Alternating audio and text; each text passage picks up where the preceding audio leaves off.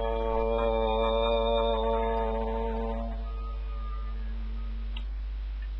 My blissful gorgeous selves, now I am leading you into the beautiful saga of the mystery behind King Ugrasen'S amazing fortune.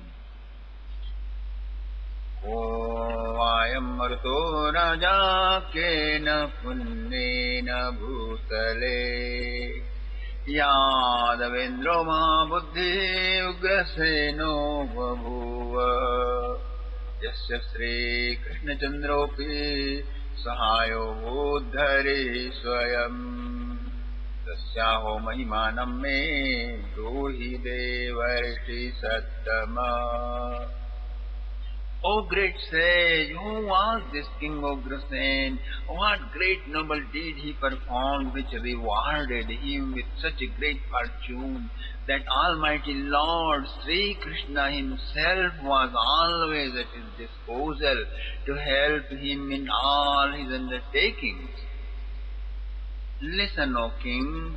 4 million years ago, in golden age of the planet Earth, there was a king whose name was Emperor Marut of Solar Dynasty. He received initiation from sage Samvart and started Vishrajit Yajna in a northern valley of the Himalayas, Himadre Parshva Uttare. There was 20 square feet deep Yajna pit with 1,000 feet tall minaret. 80 miles of area was well decorated with canopies, banners and flowers.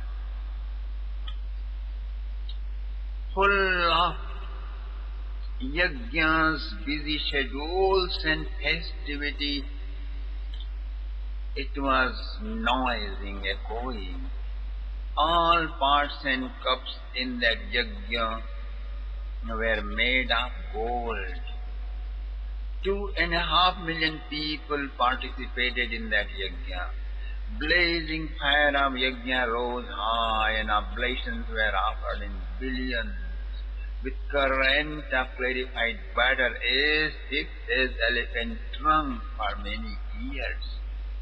हस्तशिण्ण समाधारां भुक्त्वा यस्य हुताशना अजीर्णं प्राप तद्यज्ञं न चित्रं विद्धि हे नृप. Everyone was fed so fully, including all celestials and pandits and laymen, that all gods, even fire god, became constipated. At the completion of the ceremony, the king donated his entire empire to his guru Samvarta, with tons of gold and gems and jewels. 10,000 priests who officiated yajna were donated so much wealth and gold and gems and jewels opulently, so opulently and generously, that they could not carry them to their home. So they left them there, my dear friend. It remained there for all along until Pandavas needed them recently. In that yajna, the Lord God appeared from the blazing flames of the fire before the king and all participating attendants.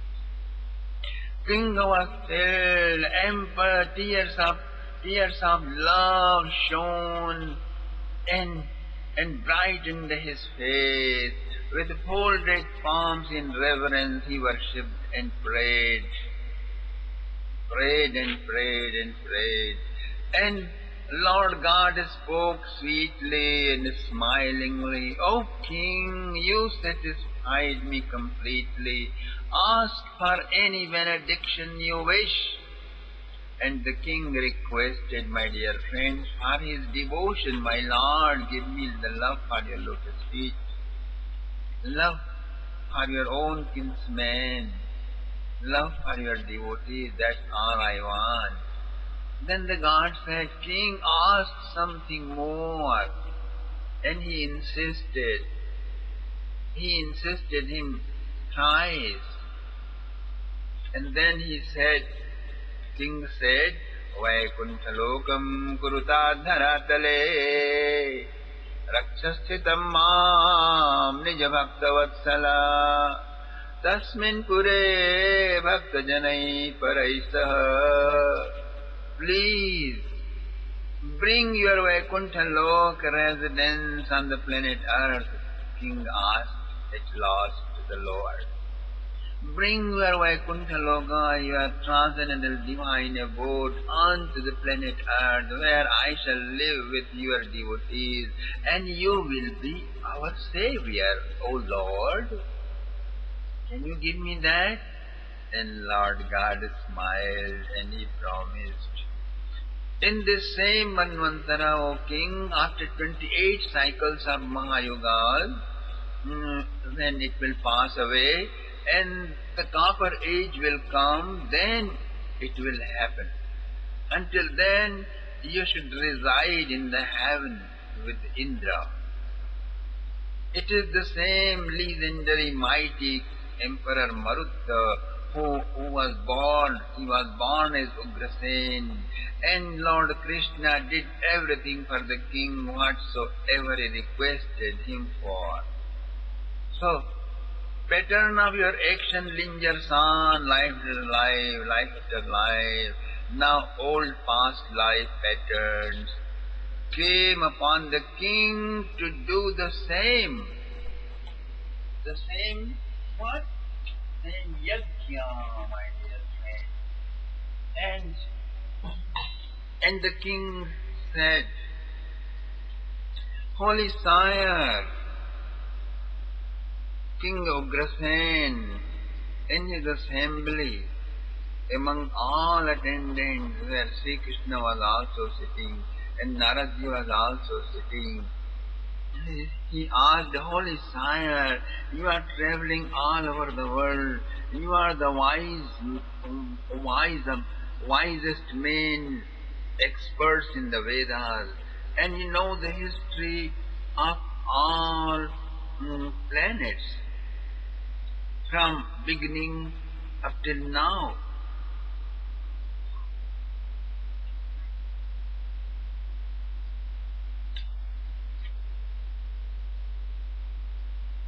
Please tell me something.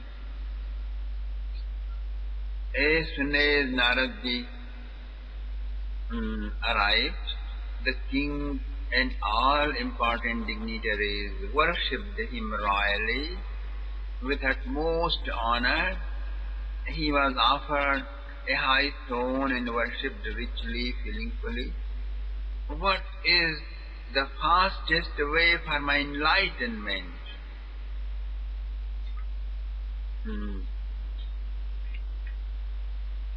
The king asked Devarshi Narad, what is the fastest way for my enlightenment?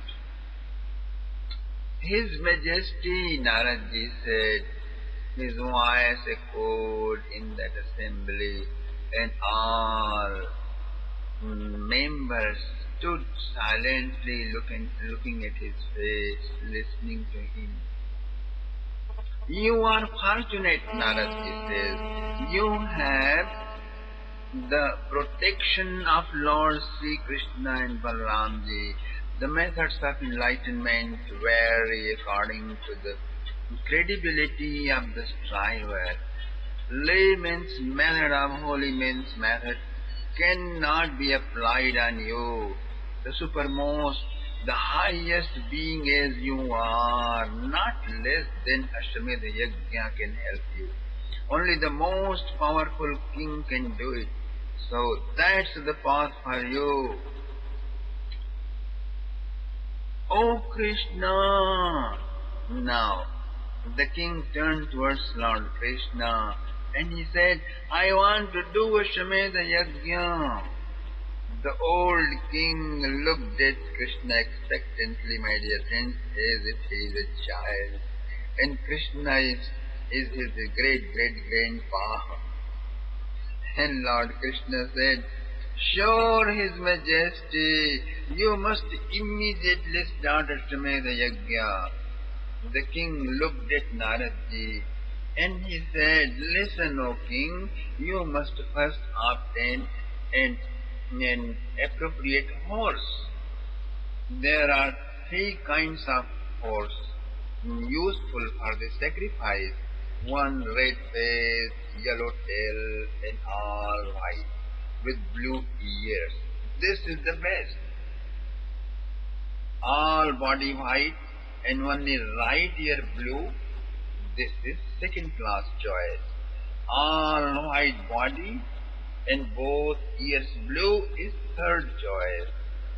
All horses must be able to fly in the sky, swim in the water, walk on the earth, all equally and playfully. There were many, the best A-class horses in Sri Krishna's stable. One was chosen, and sage Gargacharya gave Yajna to the king Ugrasen. On the day of full moon in the month of Chaitra, around 5th of April, Chaitra Purnima, the horse was sanctified with mantras and was released to wander the face of the globe freely, inspired by the Holy Spirit. It was instilled in its brain through hypnosis to return to the same spot by the end of the year. The army followed the horse. The horse is now divinely directed. It walked on and on and on and on. Emperor and Empress started observing rules of celibacy, eating only barley meals only once a day, thrice bathing, with Sandhya ablutions, not using royal dress and decorations, only offering oblations in the sacred fire with sages until the horse returns. That became his lifestyle now. Now he will go on guard. He will go on guard with the sacrificial horse. The king looked at Sri Krishna again. Prince, who will go with the horse guarding it? Prince Pradyumna, Aniruddha, Samba, Gad, and hundreds of warriors vowed for success and followed the horse, which bore a gold crown.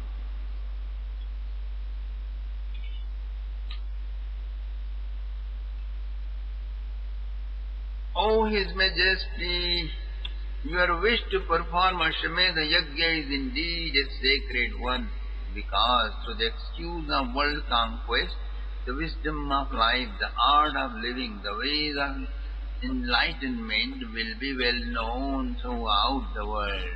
Sri Krishna announced in the assembly, all warriors are invited tomorrow in Sudharma Sabha. Next day it was crowded with great warriors. Sri Krishna appeared in the royal court with a plate of pieces of milk cake. He came to the stage and stood up and explained the necessity of oncoming yajna. Then he invited someone. Dear sons, you are now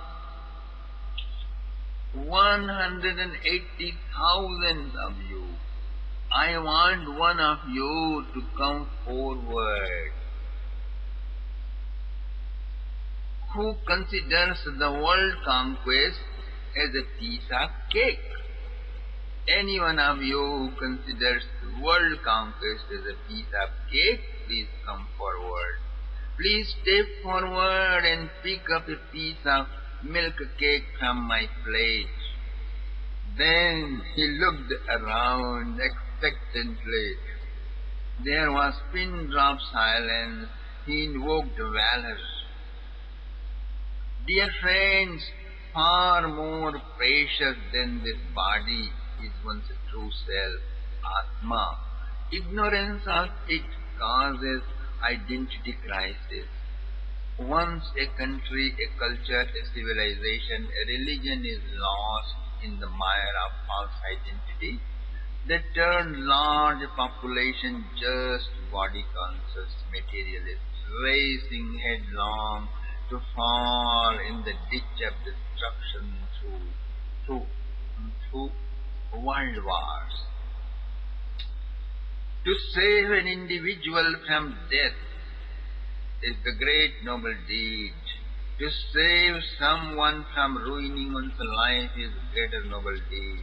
To save him from birthing and dying for all 8 million lifetimes from all those life forms is still a greater noble deed.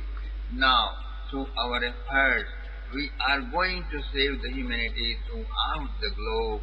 With our effort, not only a few people, but society, nations and civilizations, culture and religions, all will be saved from turning into life-damaging cults and misleading belief systems. For at least 3,000 years of future generations, it will be saved. Wonderful. Well, imagine the size of marriage. The only problem is there are confused and misguided superpowers on the way against the fulfillment of our wish. You got to weigh your guts and muscles. If you are so adventurous that conquering all warriors and kings of the nations is just like a piece of cake to you, you are warmly welcome to take a bite of this piece of cake in my hands. Pin drop silence. Pin drop silence spread. No one moved. All sat on their seats, my dear friends. All sat on their seats.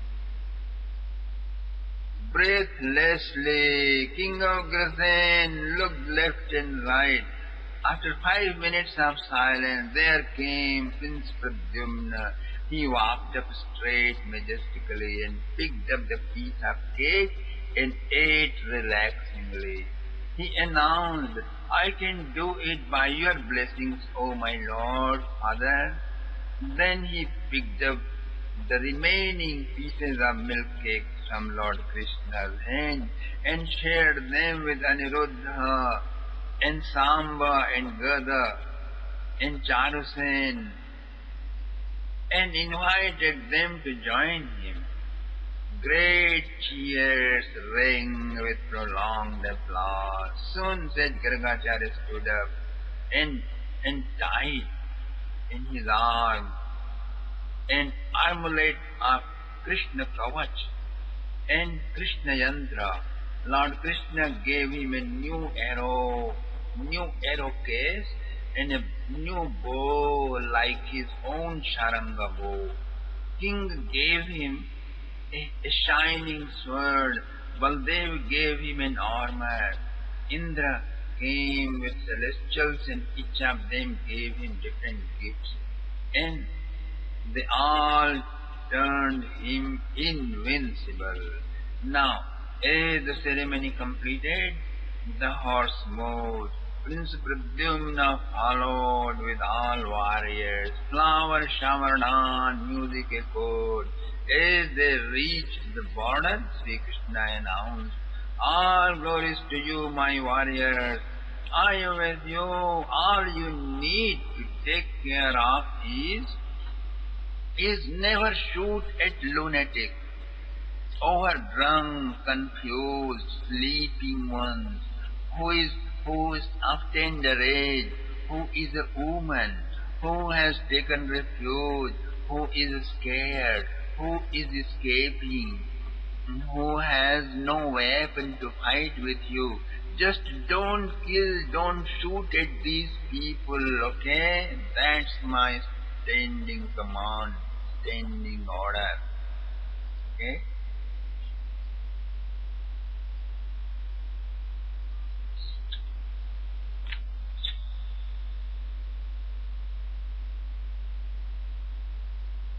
Now the horse moved on with a big crown on its head.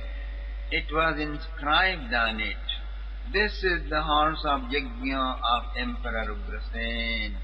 Anyone, please, all of you, invited lovingly to participate in the Yajna."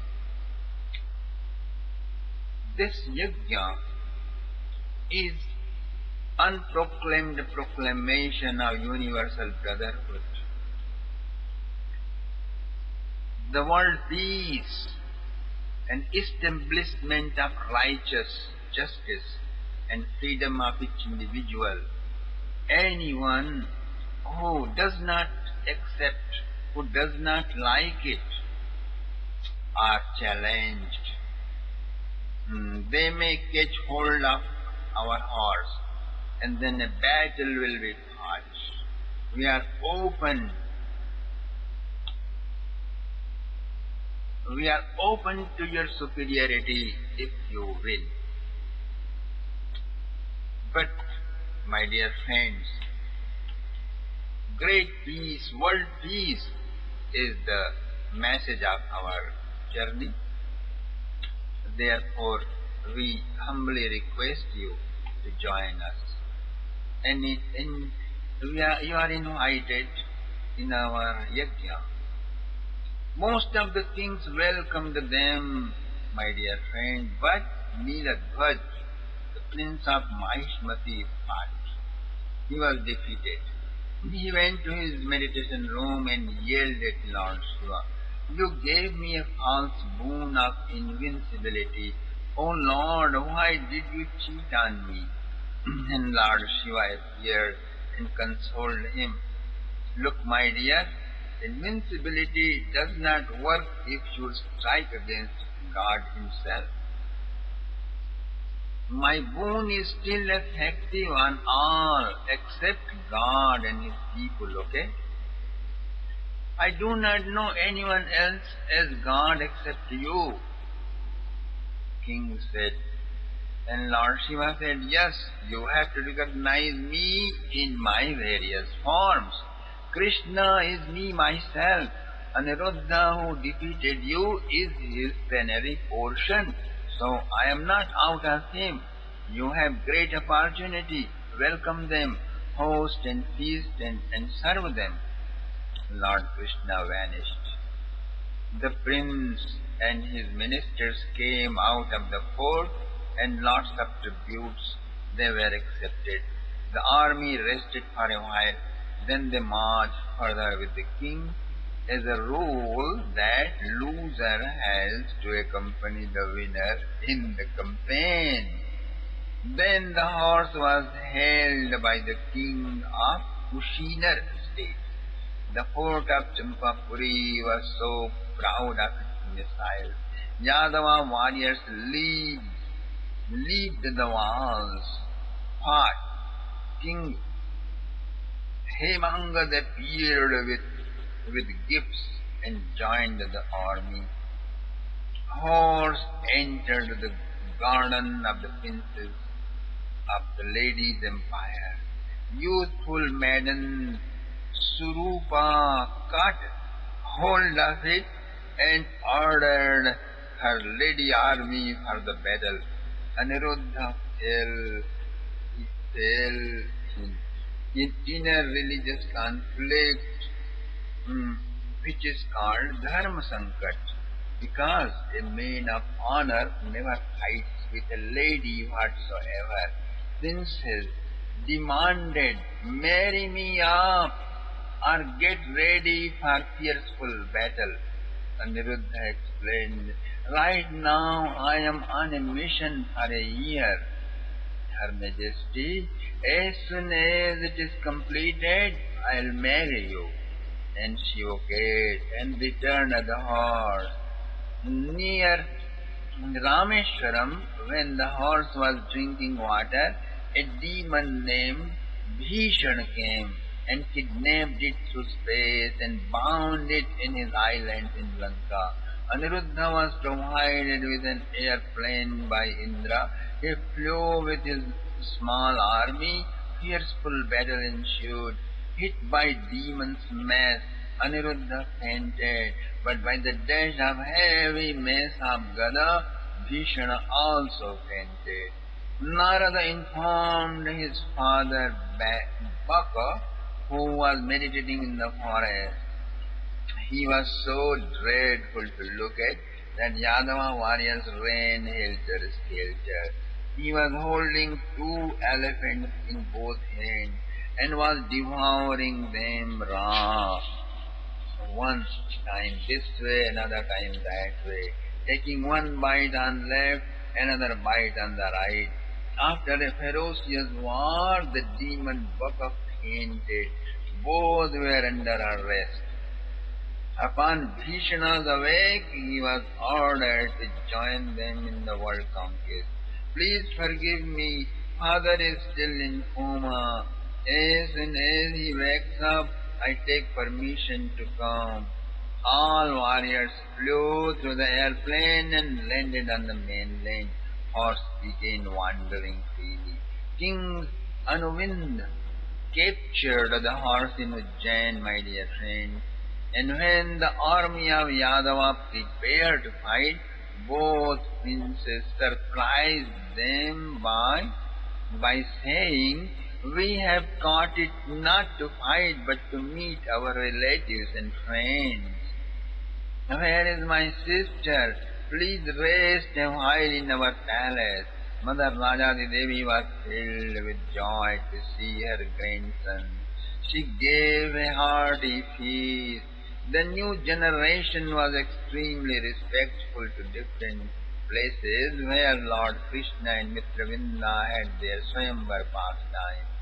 They heard the stories of ancient times. They visited Sandipani Ashram University where Lord Krishna and Balram were educated. Aniruddha, Samba and Gada asked questions into the mystery of life and existence. Sage Sandipani answered them all. They invited the whole ashram to come to Yajna, and Sage accepted, my dear friends. Demon Balwar was just returning from Naimisharanya after his routine bathing and the rishis and munis and their yajna. And he was bothering everybody, the rishis and munis and meditating and seekers of truth and yajna performers.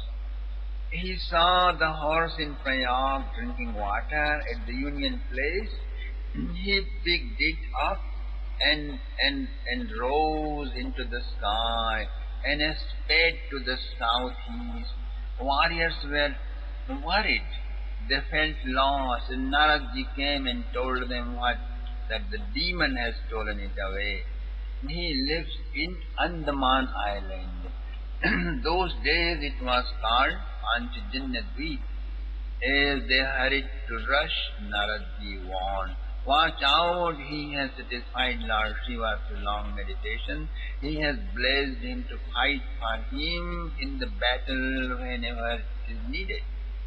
Soon they arrived near Kolkata and next stage Kapila's Island. Next to stage Kapila's Island. Actually, they landed in Kapila's Island. It is now known as Gangasagar.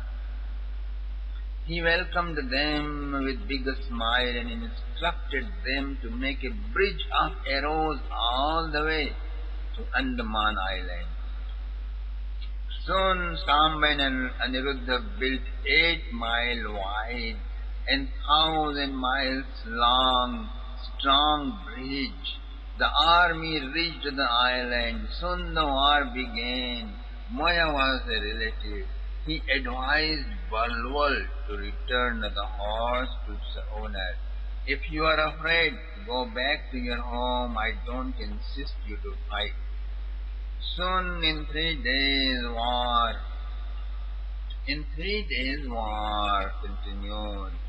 continued and millions of demons died. Maya came again. You cannot win this war against Krishna. He is Almighty Lord, another form of Lord Shiva. So make friendship. Why don't you understand, Grandpa? I am an entrepreneur of what? Wholesale liberation. I am an entrepreneur of a wholesale liberation. You know, doing crimes after crimes against the existence, we all have gone too far away beyond the point of return. This is the only way left for congregational emancipation. So don't bother us, please. Commander-in-Chief proclaimed, tomorrow all our citizens, demons, all the demons and soldiers, all of you are supposed to participate in this battle. Come tomorrow at 8 a.m. Delay will not be tolerated at any cost. You will get a death penalty. Next day, all soldiers came, but the young son of commander himself came late. Balwala was enraged and picked up a gun, shot him to death. Commander was furious. After the inspection, it was found that the prince, Kunandan, is also absent. Commander rushed, brought him arrested. King Balwal scolded him. Commander demanded, kill him. He was his only son. Balwal said, Commander, I killed your son. Now you may kill my son, since both of them did the same crime. Prince took his crown ornaments and armor off. He wore tulsi beads, pasted gopi chandan, and put a tulsi leaf on his mouth and said, Commander, please follow the royal order. Then he folded palms, looked into the sky and said, My Lord Krishna, let me not die like a coward. Let me die satisfying your grandson in the battlefield. As soon as the commander shot, it backfired. Instead of the prince, the commander died with the same bullet. The battle started. It continued for a whole month. At last the prince shot Aniruddha such a tough arrow which lifted him with his chariot and dropped him back at Kapilashram, 1,000 miles away. He fainted. Sage Kapila put his blessingful palm on his head. He was healed up. He saluted the sage and returned very fast. Now he was furious. He shot him through Pavanastra. It lifted him in the sky, hurled him round and around and around for 1.5 hours. Then he fell unconscious, went home, got healed up, returned to fight. After a dangerous fight by the evening, Aniruddha killed him. His father came to fight. Magic war began. Aniruddha's supersonic weapon cut them all off. Balwal was surrounded. Lord Shiva came to help the demon. His spirits and ghosts terrorized the whole army. Krishna's son, Deeptiman, drove them out with the use of Narayana's, my dear friends. Lord Shiva tried and pierced Aniruddha's chest, and he fell faint. Samba fought with Lord Shiva. Lord Krishna appeared. Both united in ambrosial embrace. Aniruddha was resurrected. Balwal returned the horse and made a big tribute. The horse moved to next destination, my dear friend. When the horse entered Chandrikapur, the capital of Chedi state, Shishupal caught up the horse. His father Damghosh and mother Srutisnava cried out, "Son, return the horse with tributes. Krishna is your brother, and he is too powerful.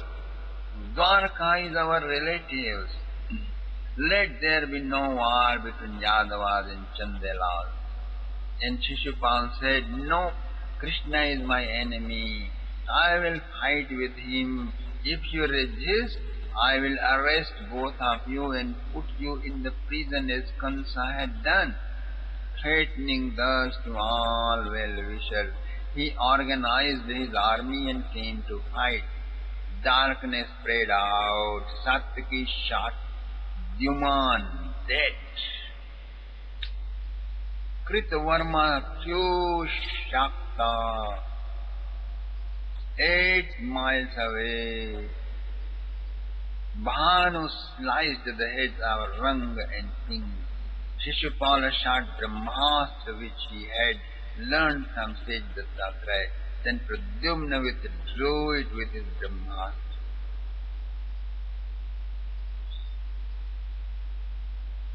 And Shishupala shot Angarastra which he had learned from sage Parasuram.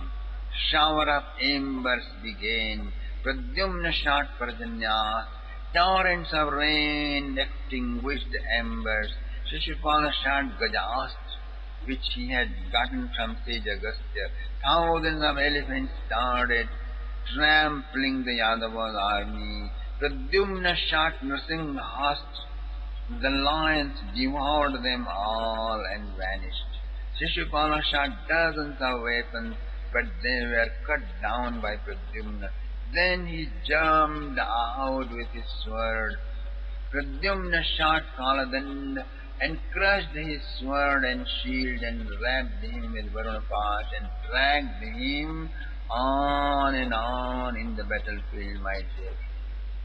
He dragged him on and on.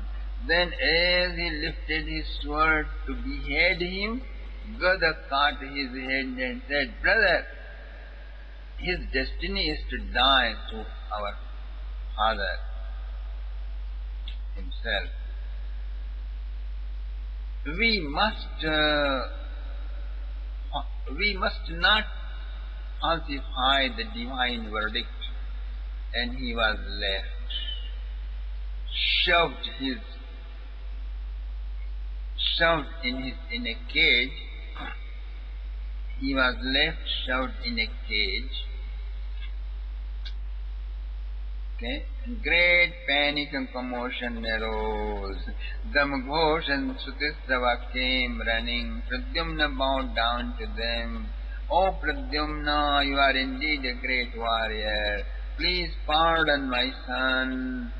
He is ignorant." Pradyumna said, "Honorable sir, neither any of us nor you or your son has offended any one of us. It is all time which keeps people's head turning round and around, this way and that way. So I don't worry. Take your son with that cage. We have put him in, okay? Better you release him after you reach your palace." And we have left the town. Then the left. Horse walked on. It halted at Konkan state, and King Medhavi came alone. He was a master of wrestling. He challenged Yadavas, denied, my dear friend. He told them, you must then pass through in between my legs." Gada came with his heavy mace. Medhavi dashed his mace on him. Gada saved himself and dashed his on his chest. He fell down vomiting lots of blood. He offered his tributes, migrating to Dandakvan, Pampapur, Kishkinda, Pravarshan, bathing in Nirvindya river, Payushni river and Tapti river. The horse came to Telanga state, my dear friend. King Vishalaksh and Vimal honored them. Now the horse moved Kamaru state, Assam. Sri Krishna's father's sister, Shrutadeva, was married to King Vriddha Sharma in Maharan. In Maharanpuram, capital of Karusha state, his son was Dantavakt. He was 10 feet tall. He came to fight all alone with a huge mass. Yadavian army fought bravely, but he hurled elephants 10 miles up in the sky. He was throwing chariots, warriors, all of them like toys. Hundreds of warriors and vehicles were falling from the sky, bleeding unconscious like stars. All 18 sons of Krishna combined together wounded him. He bled profusely. Kritavarma showered arrows, Satyaki swords, Akrura spears, son of Balaram hit him with his plough. But Dantavakra was gigantic. He dashed them all on the ground. Samba rose and dashed his club on his head and dragged him on the ground. He rose and laughed loudly. Then came Pradyumna here. Look how unrighteous you are, being so many, killing me, who is all alone. You Yadavas, fallen from grace by the curse of Yayati. I saw your father too, a cowherder, butter thief. Now he imposed himself as king, scared of my friend Jara. You are hiding in the sea, hiding from Kalyavan. You have no place to live. Now you jumped on doing yajna, reserved for elites. This yajna is only for elites, not for you. Being foxes all life, now you came to fight with a tiger. What a shame! Dantavakra went on, and Pradyumna shouted, "Oh, you short-memoried pig! So easily forgotten your collective defeat during the wedding of my mom? I feel pity on your ignorance of history. Don't you know all Gopas and Gopis are great yogis and yoginis who meditated long to have intimate relationship with the Lord, who incarnated as my father, Lord Sri Krishna? Our king is ancient emperor of King Marut. O you, the blasphemer of the great ones, now I have come to teach you a lesson." Now in rage, Dantavakra attacked and Pradyumna with his mighty club. All horses of the chariot died. Then he dashed his club on Pradyumna. He trembled. Now Pradyumna dashed his club on Dantavakra. He bled profusely.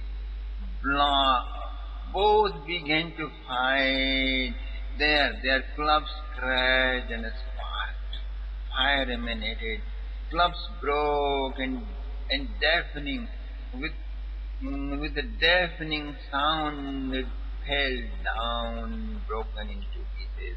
Dantavakra picked up Pradyumna and hurled round and around and dashed him on the ground. He quickly rose up and picked up Dantavakra and moved him round and around and around and dashed him on the earth. Most of his bones fractured. bleeding profusely, Dantavakra fainted. Now came with tributes the king and queen, and they honored Pradyumna. The horse now moved on to Ushinar state. King Hemanga came with tributes. In the state of Vidarbha, they were honored by King Bhishma.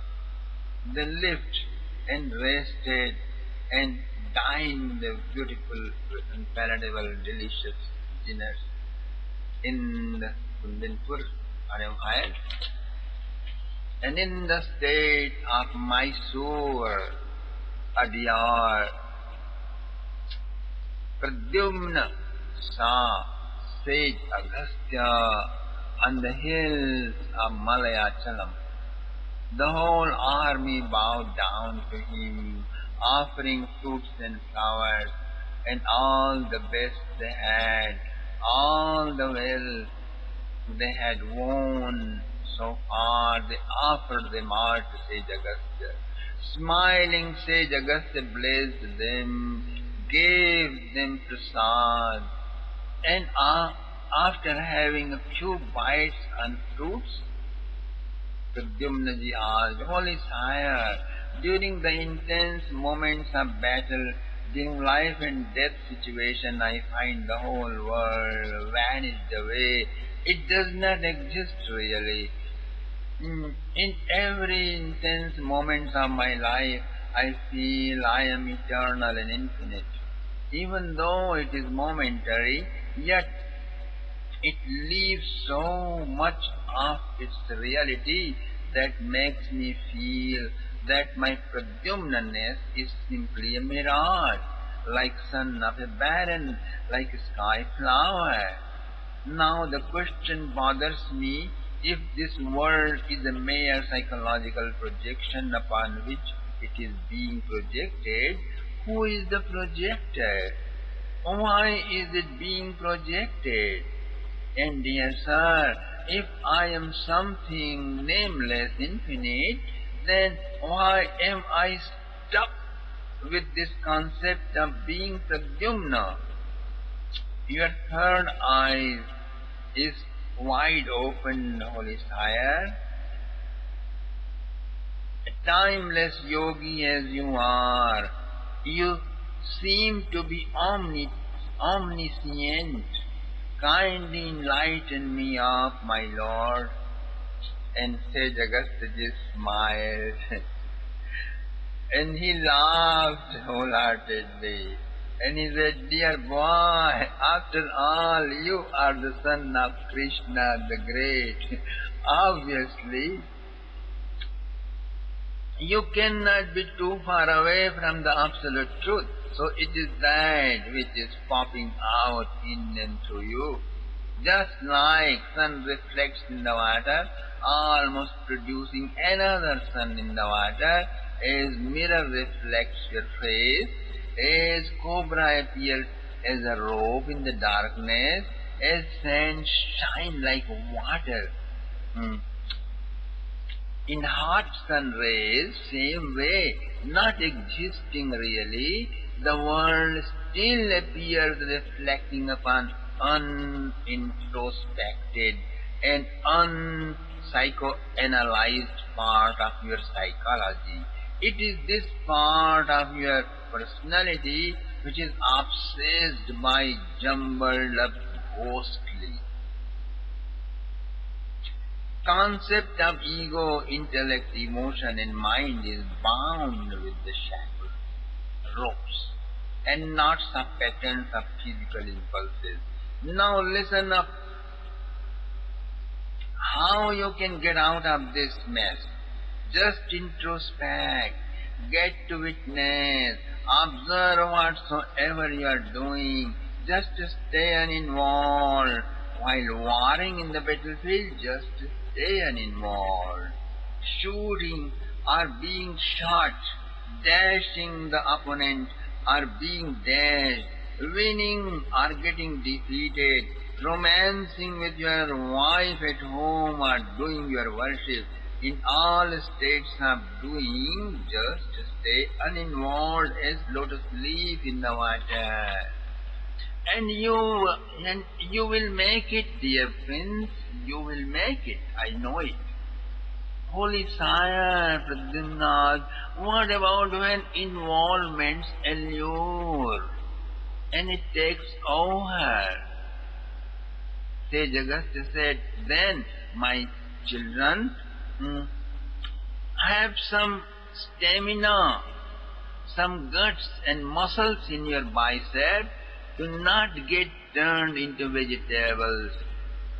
If you fail, then you become two pennies worth. Don't you know? Do not go that water down. I want to see you a billion-dollar man, a warrior invincible, a gallant, a hero. Gather up stamina of vivek, intuition, discretion, and vairagya, absolute uninvolvement, detachment.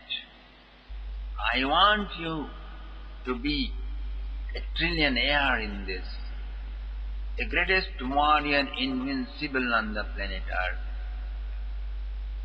Knowing firmly that your true self is beyond victory and defeat, bloodshed and milk bath, you are beyond wounds and cuts, thirst and hunger and disease and old age.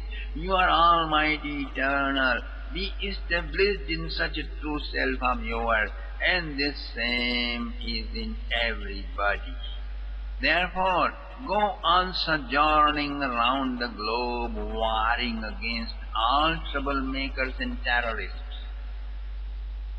Pradyumna said, Holy Sire, if the same divine is in them, in the terrorists and troublemakers and wickeds, why to shoot them? Why to wage a war on anyone? Augustus said, waging a war against troublemakers and terrorists and persecutors and unjust communists and aggressors and the Muslims and Christians and all the aggressors and troublemakers is the duty of a warrior. Doing so, you will have refinement to stand the stability of your original self.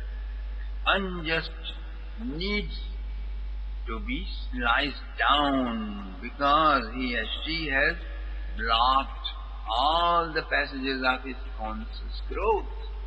An opportunity to evolve and get enlightened, that opportunity has been blocked. Not only this, he blocks the evolutionary possibilities of society, nation, and the world around.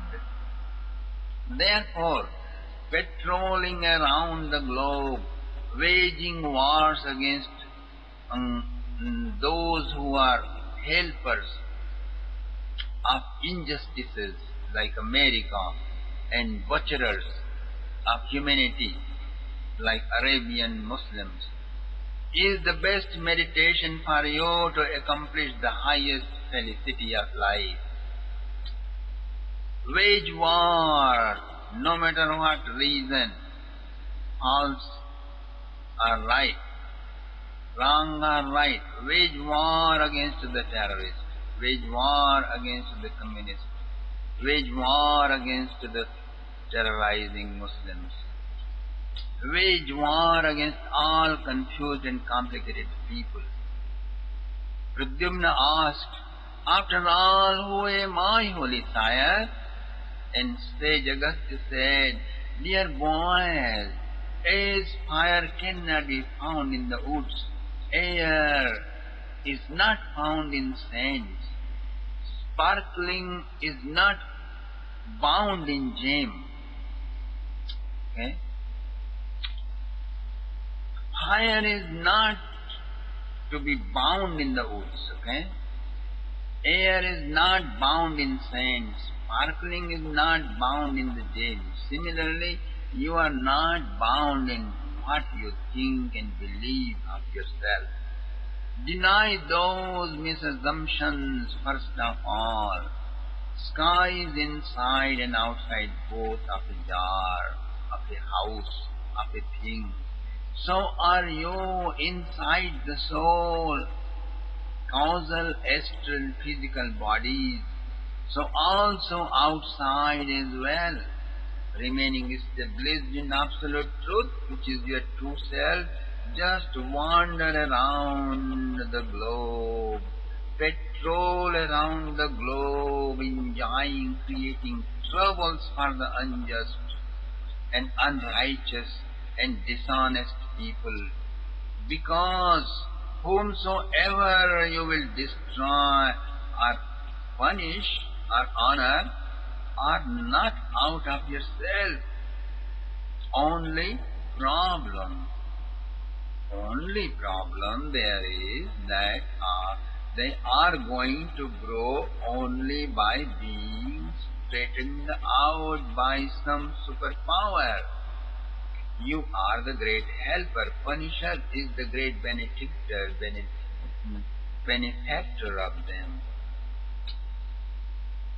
playing the role of a superpower. If you understand the philosophy is the great service to the universe you can do.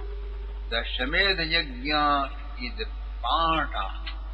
part of the same integral program, dear Pradyumna. And the prince said, Holy Sire, will not we incur sin by punishing or eliminating people we cannot reproduce? And Saint Augustine said, it is nothing but mercy on them, the most valuable help to them, because only a superpower can teach them a hard lesson of demanding an instant choice. Grow or vanish away. It is only due to perturbation of all attributes of nature projected upon the restless mind, these forms of variety and diversity appear. Simply as trees appear to move due to flowing water, you feel going on. You feel going on a flight due to distance. You feel going on a flight because of disease, like a circle of fire due to moving fire band. You feel like this many times. They are illusions. It doesn't happen, but you feel it is happening. Brahmyamana sada rajan karena lata chakravat. Like a fabric interwoven by threads, this world is vast, rapid interactions of attributes of nature. PCOism, workaholism, and dosiocism. These are three attributes of nature. The world is interwoven, a vast rapid fabrications of these. Physiologists live in celestial planes of existence, and workers live on the earth, and inertiatists also live on this earth, but as animals and bugs.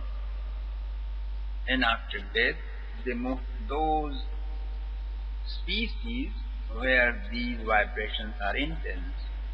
Urdhvam gachanti sattastha, madhye tishtanti rajasa, vighanya gunavrittistha, adho gachanti tamasa. All these life forms, myriad happenings and their pleasures and pains and troubles, their cries and laughters, rise and fall, all are a sheer illusion, as projecting cobra on a rope, as water being projected on hot sands, as the dreaded ghost projected on a dead tree. Just like moon is above and beyond all reflections. Reflections in hundreds of water-filled pots. As fire is above and beyond hundreds of flames burning, millions of fuels. They are beyond fuels.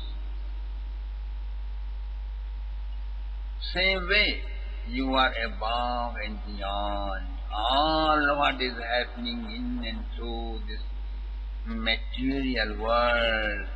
Okay, dear boys, get this point straight under your skull before it explodes in the fearful war in the Prabhata Kshetra. Get it straight. Hearing this eye-opening words of sage Agastya, Prince Pradyumna and all Yadavas were alarmed and bowed down reverently. They stayed a couple of days. Then they took leave. They invited the sage in the yajna, my dear friends. The sacrificial horse walked on and on and on. It came to Rajpur state of King Shalva. He requested Vivid to handle the situation.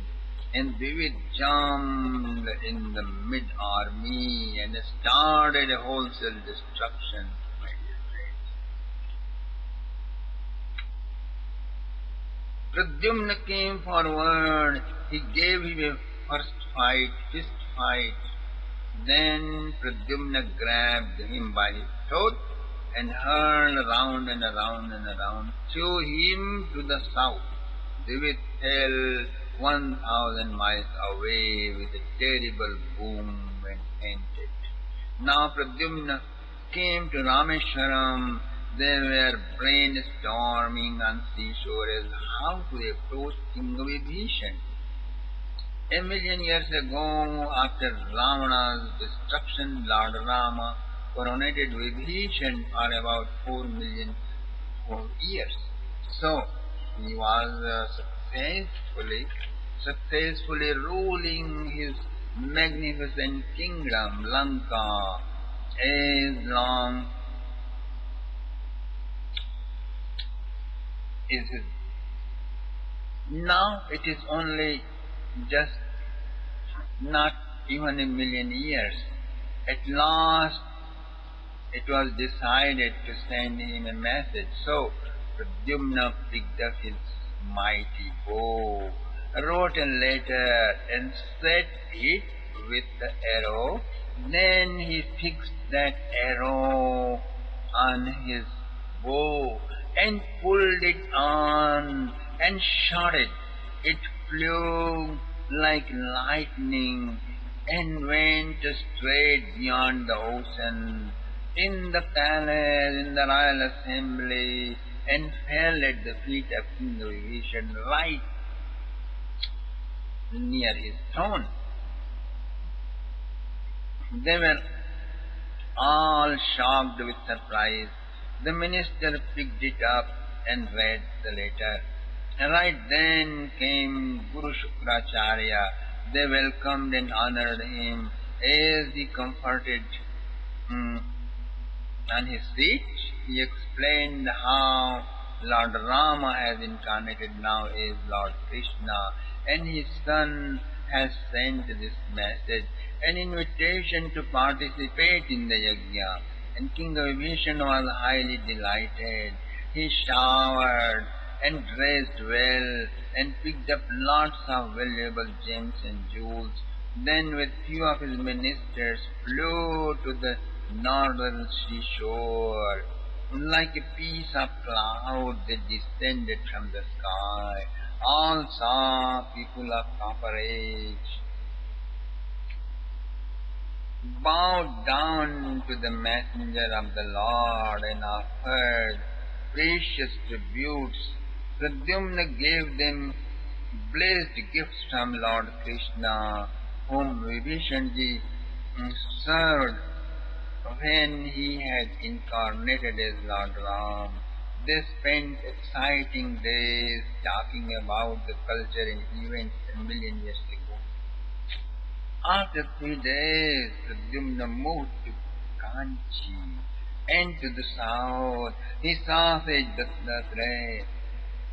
They offered him obeisances and heard his message. Pradyumna moved on to Sri Shailam, then to Pampapur, then to Mahendrachal. He bowed down to sage Parashuram, who hosted them and feasted all soldiers with 8 course meals by his yoga power. Om. My dear friend, the rest of the story will continue in our next discourse. Om Namo Bhagavate Vasudevaya. Om Namo Bhagavate Vasudevaya. Om Namo Bhagavate Vasudevaya. Om Namo Bhagavate Vasudevaya.